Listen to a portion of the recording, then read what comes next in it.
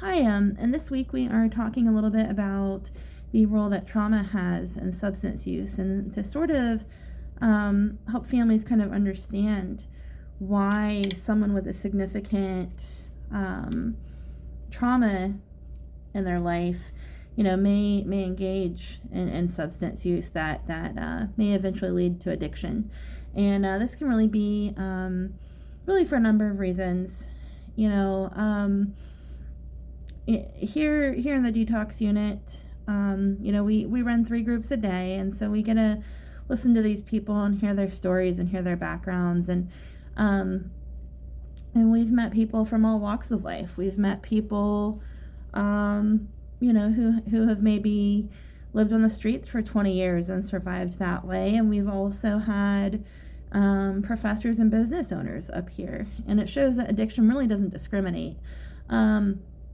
When we get into sort of the brain science of addiction, trauma is a significant factor for many people, and it's really compelling how it is a common reoccurring theme, in some of the groups that we run. And, some people may open up and talk about some of the things they've been through. Other people may be a little bit more vague and just say, I've been through some stuff, and, that's why my life is the way it is today. But regardless of a person's reason, people respond to trauma differently, and what is traumatizing for one person may not be as upsetting to another. Context and family dynamics certainly play a huge factor into that. And a lot of a person's upbringing can certainly contribute to the development of a substance use disorder. So, in social work, we've heard quite a bit about dysfunctional family systems.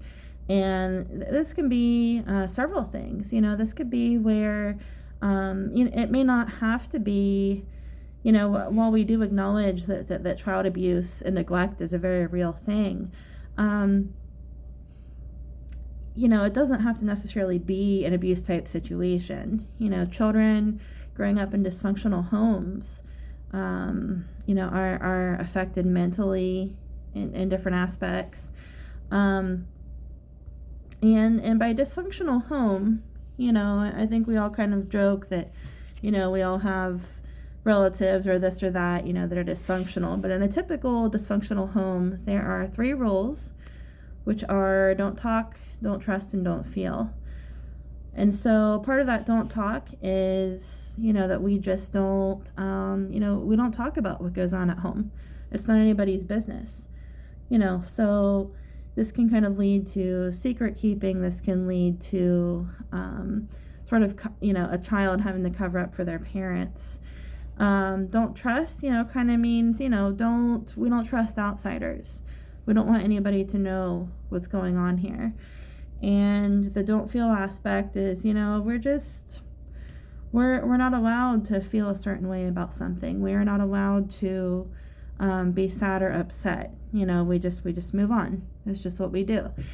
And, unfortunately that system, is not very efficient. It doesn't work. And this creates sort of an environment that fosters the development of a traumatic experience for a child.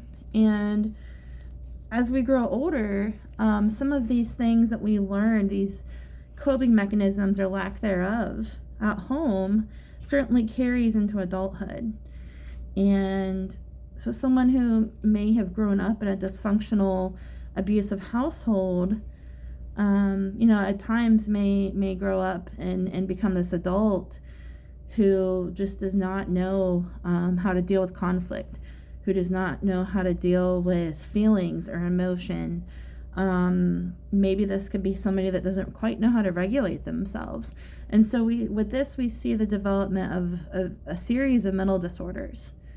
And, as we know in the field of addiction, the concept of a dual diagnosis patient is very common. Mental illness seems to really be a predecessor to substance use, unfortunately. And it all kind of ties back into, something significant has happened in somebody's life. And, it just, at times it's too overwhelming. And, something that we kind of talked about in group today was that, substance use doesn't start with somebody just waking up one day and saying, I'm going to go put a needle in my arm. That's really not how it works. There's, it's a series of events, that leads one to, engage in substance use, to maybe be numb to what they're going through, to maybe, feel something, or to not feel anything at all. So the concept of self-medicating is very common for people that struggle with, different mental illness. And I think that, certainly a person's environment that they're growing up in, the environment that they live in, definitely plays a role in the development of this disease.